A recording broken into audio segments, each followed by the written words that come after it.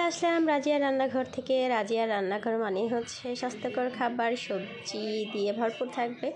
যাই থাকুক না কেন সবজিটা অবশ্যই থাকবে। আসসালামু আলাইকুম, কেমন আছেন সবাই? আলহামদুলিল্লাহ আমি ভালো আছি। তো আমি আজ রান্না করেছিলাম কাচকি মাছের চচ্চড়ি আর হচ্ছে ইলিশ মাছের মাথা দিয়ে লাউ।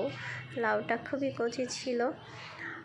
এই যে, তো কে কী রান্না করেছেন অবশ্যই কমেন্টে জানাবেন আমাকে কী দিয়ে আজ দুপুরে খেলেন। তো এই তো, আর হচ্ছে যে আমার একটা চ্যানেল আছে সবজি আপা নামে, ইউটিউব চ্যানেল।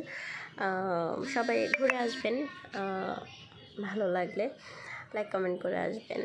তো এই হচ্ছে আমার স্বামীর খাবার রেডি করে নিলাম, এই যে।